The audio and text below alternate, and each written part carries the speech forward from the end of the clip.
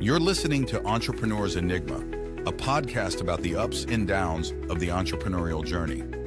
Every week, your host Seth Goldstein interviews entrepreneurs from all walks of life about their entrepreneurial journeys. From store owners to Fortune 500 CEOs, we all have stories to tell. So sit back and join us for the next 20 or so minutes while we explore the entrepreneurial world.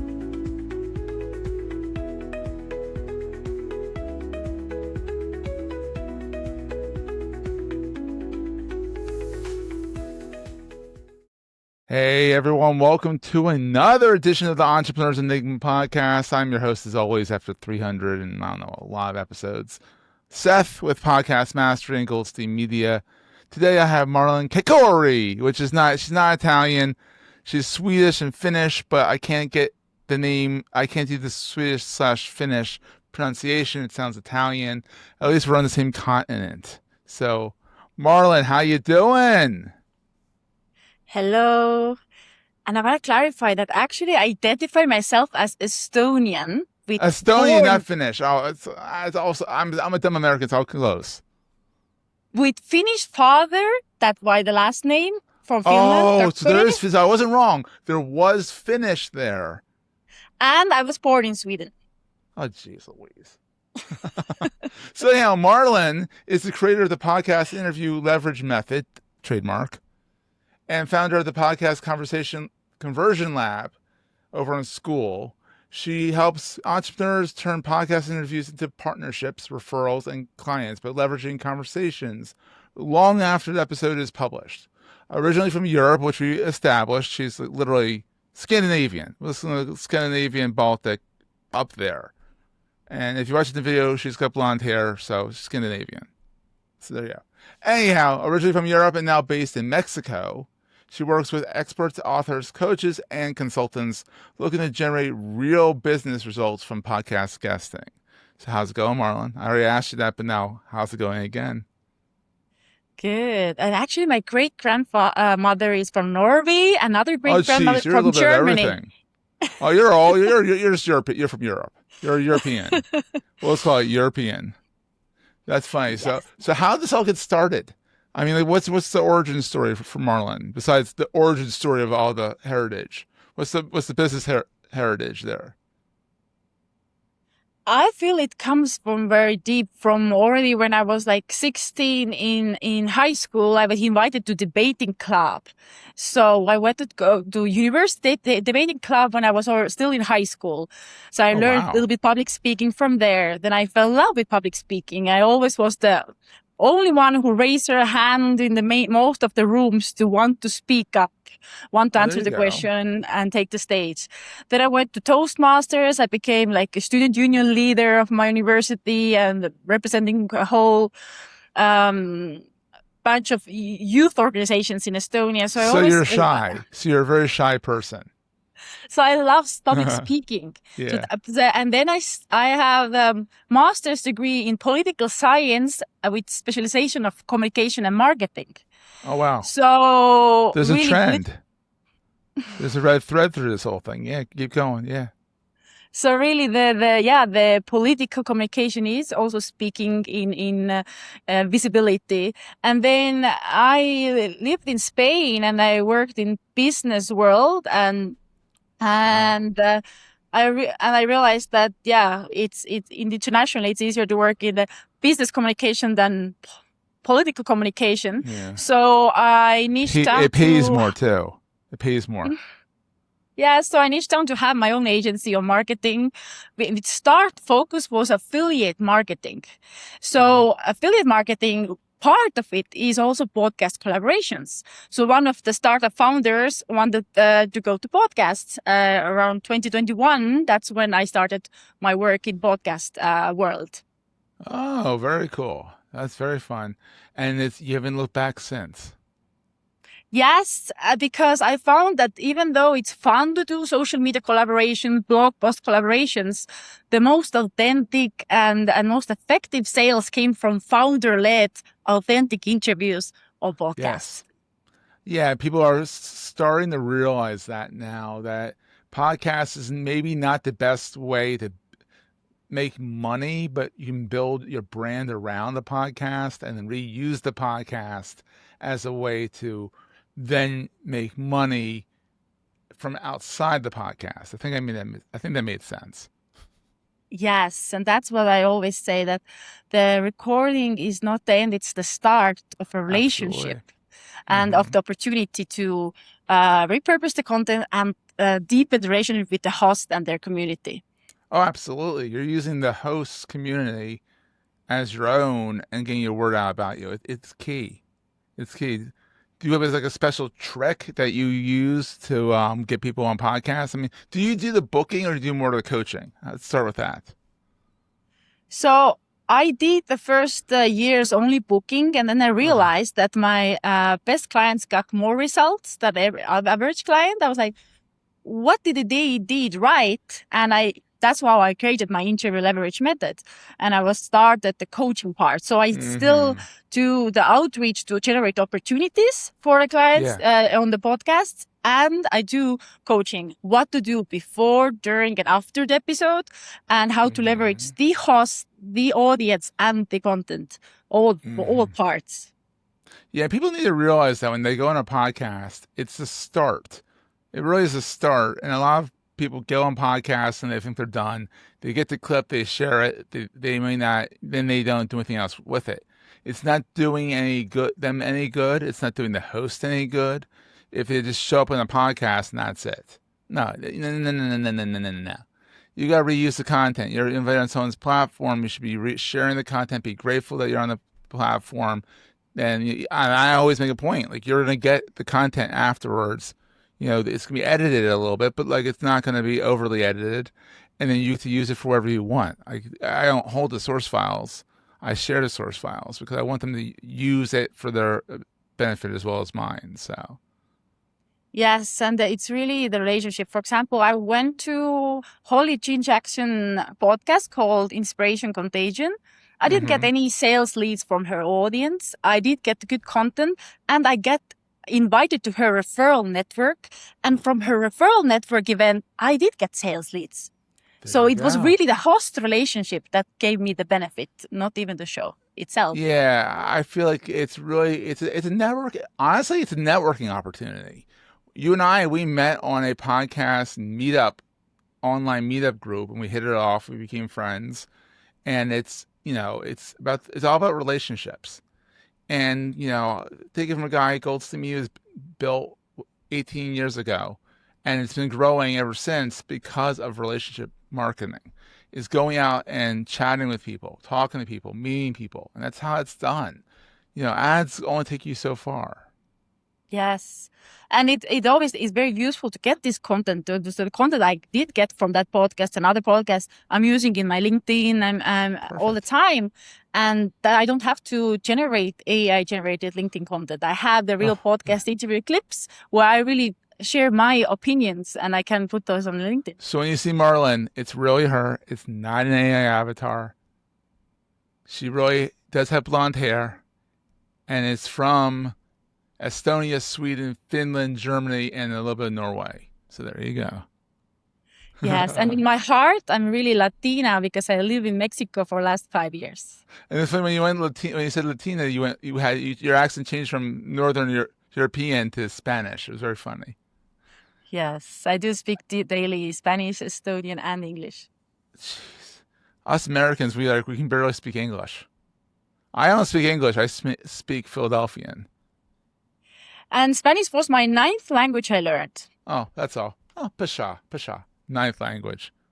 9 languages. And you're fluent in all of them? So I do speak only 3. So I do still know some Finnish and some basic Russian. And some basic... I was about to say Finnish. I was about to say, sorry, I broke everyone's earlobes right there. Sorry about that. But, everyone thinks, Russian's hard. Or everyone thinks Finnish is hard. Russian's a different alphabet. Well, so it's kind of Finnish. Finnish is using the Greek alphabet, but you can't sound that crap out.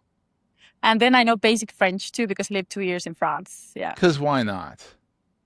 Yeah, well, when you think about it, you're right. Yeah, France is a Romance language, so Spanish and English is, who the hell knows what English is? It's a bastardized language. And then you get all the other languages you know that I don't think really work with each other at all. I mean, Russian's Russian, Finnish is very Finnish, Estonian, I guess it's Estonian, Latvian, they all kind of merge a little bit. A little language history here. So Finnish and Estonian have a totally different language group from all the other Indo-European languages. So Russian is even closer to Spanish and English than to Estonian, because they are all Indo-European languages, while Estonian and Finnish are Ural-Altic languages 5,000 years ago, closer to Japanese and Mongolian and Turkish. Oh, that's why Finnish sounds like a lot more Asian. We're going to take a quick break, hear from our sponsors, and get right back to the show. That's wild. Hey, the more you know. But it's kind of funny. The Finns are crazy. I mean, you know, mostly darkness up there and the cold winters, and they go and they jump in the ponds, and it's like, what the heck? Yes, that's why I also like Mexico, because Mexico has sauna culture as well as Finnish and Estonian sauna culture. And they're kind of crazy down there too. And that's an American calling it Mexicans crazy. Hold my beer, I'm American. We're crazy. We're nuts. But anyhow, so back to the topic at hand. So you started your school community, the Podcast Conversion Lab, what, about like 6 months ago? Even like 3 months ago. Oh, really? It's only been that long. How's it going so far? So we have more than 100 members. We had one pop-up mastermind that had very good turnout. We had good speaker trainers, podcasters, and guest speakers there. And everybody loved it. They gave me good testimonials. They're like, when is the next one? So it's awesome. Really, there were this kind of feedback we gathered from our experiences, like, why didn't I hear that when I started podcast guesting? You know, it's always that way. It's always that way. Is why the heck did I notice when I started? And it's on both sides of the coin, guesting and podcasting, you know, being a podcast host. There's tons of things when I started back in 2010 that I now know now. Is that correct English? Who knows? I now know that, I think I put too many nows in there. Anyhow, that I now know that I wish I knew back then.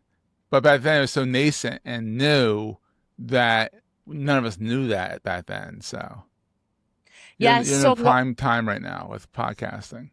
Yes, and there's some of those things, like people think it's just enough to get booked on the shows and not having systems in place, but it's not enough. Oh, you gotta have systems. So there's a lot that goes into, you know, that you have a correct call to action, lead magnet, that you have a system, that you have time actually to build the relationship with the host. It's time investment to build the relationship before the episode, during the episode, after the episode. Then you have a system to follow up with the leads, to put your episodes on your website and have their lead capture and a follow-up system again. And you know what? It's really not that hard to capture the episodes for your website. Literally what I do is when I'm on someone's podcast, only thing I use Spotify for, other than music, but for podcast wise, is I have a playlist of all my appearances. And I embed that playlist on my website, and so that all I have to do is go into Spotify, add it to the playlist, automatically updates the widget over on my website. So I don't have to think about, I got to download this, upload this, convert to this, blah, blah, blah. That's where people get stuck, is they overthink everything way too much. It's not that freaking hard. Just take a step back, think about it. You have to get something on your website, but it's audio. Where are you going to put it? Where are you going to host it? Well, you're going to probably put it up on a podcast host anyways. Why don't you just grab the file from a podcast player already? Yes, I recommend YouTube playlist because people like to see the face as well. If it's not audio, if it's not just audio, that's what I found was that it's a little. Every once in a while I'm on an audio only podcast, and I'm like, oh.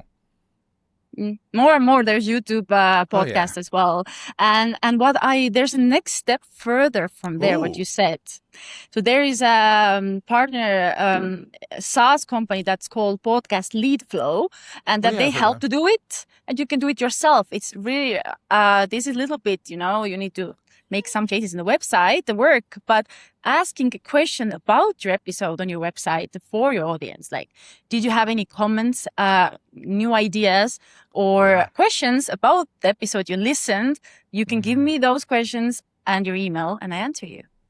I love that idea. Also, people don't realize how important even a simple one-page worksheet is for lead capture. You're spending all this time going on podcasts, and you don't have at least a LinkedIn link or wherever the heck you want to be. But I usually suggest LinkedIn if it's a business podcast, and a call to action like Marlen here said, in the links in the show notes will be her school community and her LinkedIn profile. Simple. Connect with her on LinkedIn, join her school community. It's really not rocket science. And I feel like people will still think that podcasting is rocket science. It really isn't. It's not like back when you had to roll your own RSS feed back in the day.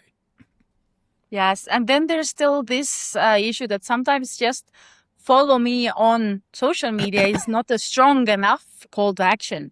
So really what I recommend is join a community when there's live events coming up, when I want you to come and spend more time with me. So for example, in my school community, we're going to do pop-up masterminds. Then another option, if you're an author, give away first chapter of your book so people can go deeper in your thoughts, to see if they like you. Or like other interactive assessment or game in your website that they could try. Yeah, I mean, nowadays I'm not a big proponent of using AI for this stuff, but if you need ideas of like what is a good lead capture that I can develop, and you're like stumped beyond belief, you can't come up with something, go into ChatGPT and say, what's a good lead capture for X industry? And then it will tell you, then go make it yourself. Don't be a lazy sack of poop. Go make it yourself, hand make it. But AI, it's there. Might as well use it for an idea generator. So I have a question for you. Yeah. After those 300 episodes, what makes a guest unforgettable for you? So people that ask me questions. No, I'm joking. No, just people that are like interactive. They don't go. The thing is, be prepared for these shows. Like, at least be willing to talk. Because I've had people come on and it's like a 10-minute episode. I'm like, all right, it's fine. It's a 10-minute episode. But I'm like, I'm not sure that have to be 20 minutes. So something, because if there's a gaffe or something, I can work with it. But like, the way to be memorable is to come prepared. It's my opinion. What about you? What makes it memorable for you when you listen to a podcast? Also the positioning of the guest is like, what is that makes them different from any other marketing advice or any other leadership advice? Because there are lots of people giving similar kind of advices out there in the market. So if they have some outstanding framework name, like I have one of my favorite business mentors, like slay your shame framework, or something that is it's so easy to remember. It's so different from everything else. So your own framework and methodology, and that can stand out. That makes me remember people. I love it. Love it. So Marlen, where can people find you online? Obviously, we already mentioned this, but I have to ask the question. Your main watering hole is LinkedIn, right? And your school community. Yes, and on my LinkedIn page, I also have a LinkedIn newsletter, Interview Leverage Method. So you could all subscribe that as well. And to come to my free school community, the Podcast Conversion Lab. Did you hear that? It's free. Yes. Please join, because I really want to gather all the good minds in podcast world who want to learn to be a better guest, better host, and also support guests and hosts like speaker trainers and sales trainers and everything else that kind there. That's awesome. Well, Marlen, thank you so much for being on. Thank you for having me. And we'll see everyone next week. That was a great show. If you're enjoying Entrepreneur's Enigma, please consider giving us a review in the podcast directory of your choice.